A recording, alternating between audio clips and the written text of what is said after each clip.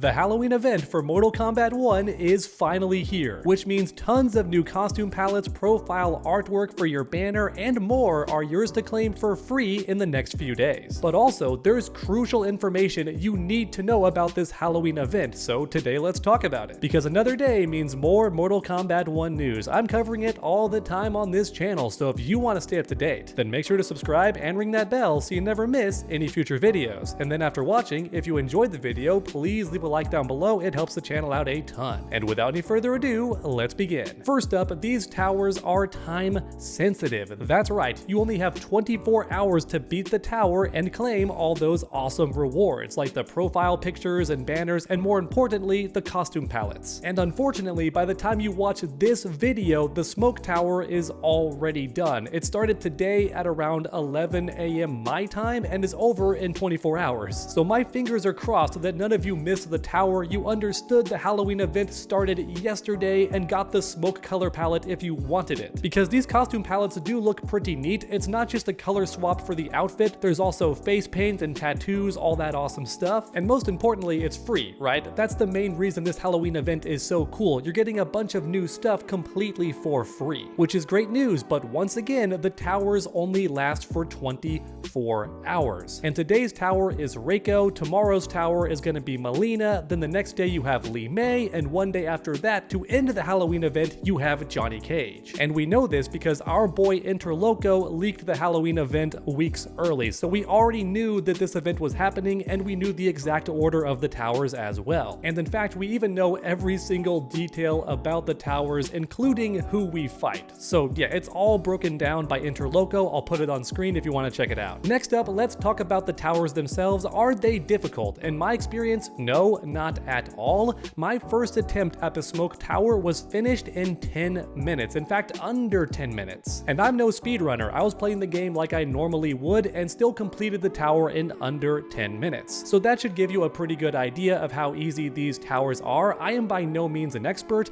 but I'm also not a hyper casual either. So overall, if I had to give this tower a rating, I would say it's about 2 out of 10. It's not stupid easy, but it is pretty easy. In fact, I never once needed to use a talisman or had to rely on my relic either. But speaking of relics, do not use the survive relic. I've been told by Sonica XD that makes the survive section nearly impossible. Or in other words, if you have the relic talisman equipped, then the survival section of the Halloween Tower event is nearly impossible to complete, so you might as well back out, unequip that relic, and then start over, because that's how hard it makes the survive section. But normally that section is not difficult at all. I completed every single one of these challenges on my first try in this tower. However, with that said, I do have a bit of advice. Make sure your character does have some health stats and some defense stat. I know it's very common for players to dump all of their stats into the damage for their attacks and their special moves, and that's a viable tactic most of the time. But for the Halloween event in particular, I recommend having a decent amount of stats in your health and your defense. That way you avoid getting accidentally killed by random environmentals or exploding corpses. You get my point. Thankfully, in this first tower event, the environmental stuff was no big deal whatsoever. Yeah, it's always annoying to have my combos interrupted by random stuff that I can't see coming off screen. I'm never gonna be okay with that, but at least it did not kill my character.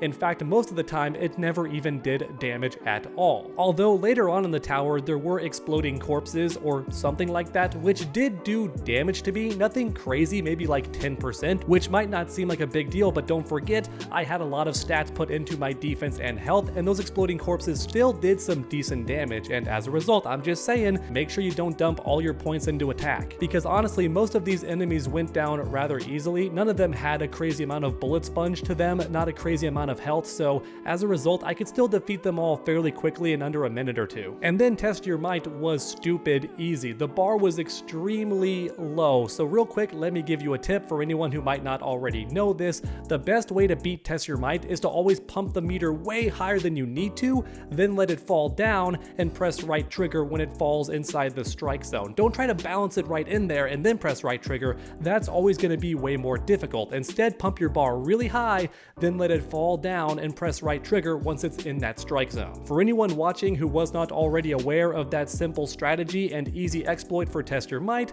well, now you know. I think honestly the only tricky part about this tower was the survive section, but thankfully I was using Melina originally for her crazy high combo damage. And also she breaks armor super easily, but then to my happy surprise, her air attack where she spins and throws out daggers was perfect for the survive section because she landed 3 or 4 hits on the orb every time I did that special move. So Mileena is actually a fantastic choice for this tower overall, which was awesome because recently she got a new skin from Mortal Kombat Deception and I wanted to show that off in this video as well. So I guess what I'm saying is pick Mileena or any other character with a rapid hitting attack that can destroy this orb quickly, because even though it's called survive, it's not actually about surviving with your character, it's about landing 10 hits on this orb as it floats around the screen and also does try to kill you. It does have attacks that deal damage to your health bar, but the damage was never anything crazy in my experience, which means the main challenge was actually landing hits on the orb to make sure it was destroyed in the time limit. Once again, I found this tower easy overall, although keep in mind the sub-boss does have 2 health bars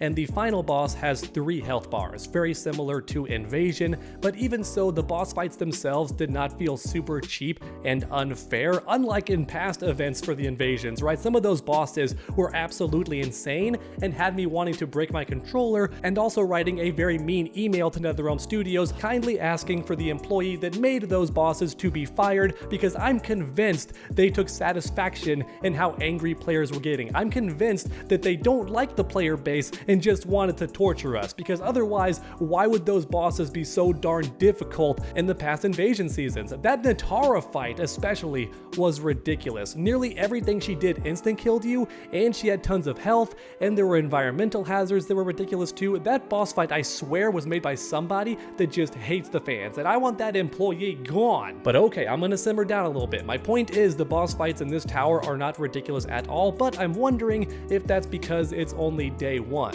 Maybe Tower 2 tomorrow is gonna be more difficult, and then Tower 3 is gonna be harder still. You get the idea, and by the time we fight Johnny Cage on the last day of this Halloween event, it's actually going to be a very challenging tower. That definitely could be a possibility and explain why Tower 1 is so ridiculously easy. But as you all know, I love making these videos interactive, so let me know your thoughts in the comments down below. How did you feel about the Halloween tower if you played it already? Did you think it was easy? Did you think it was fair? Or did you actually find it challenging because maybe your favorite character in the game struggled at certain sections like the survive section, or maybe even had tough matchups against certain characters? Because don't forget, your character has a fighting type, kind of like Pokemon. There's water, moon, blood types, and the opponent has a type too, and sometimes that makes them tougher for your particular character to defeat. They do more damage to you, or you do less damage to them, you get my point. So maybe certain characters struggle a lot in this tower. That's certainly possible. But I digress. Let me know your thoughts about this tower in the comments down below. I thought it was super easy,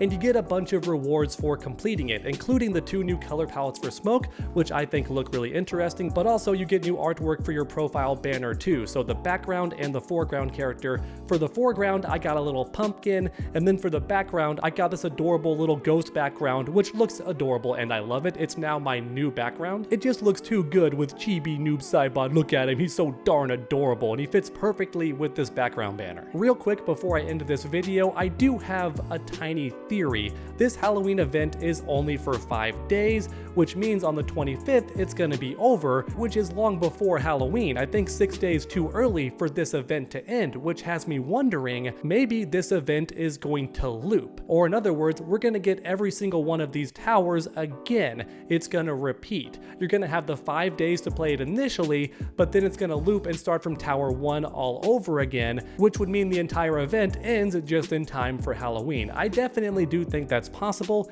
and it's just a theory though. NetherRealm has not stated anything about this, and I don't think data miners have discovered any facts that support my theory. But I'm just saying, why would these Halloween events end 6 days before Halloween? That just doesn't make any sense to me, and as a result, I do think it's possible that just maybe the entire Halloween event is going to repeat. But once again, that's just a theory. And what about Ghostface? I want to make a full video about this very soon, but I'm starting to worry that Ghostface is not going to arrive in time for Halloween, mainly because we still haven't gotten any trailers or even any screenshots or tweets from Ed Boon. There's been no hinting or foreshadowing from the developers to hint that Ghostface is going to drop in October, which is sad, but also I think some of us did see this coming. I personally was always a doomer and thought that Ghostface would not be available until November. And since Halloween is quickly approaching, along with 0 zero hints or sneak peeks from the developers or Ed Boon himself, I am more willing to believe that Ghostface is sadly not going to drop in October,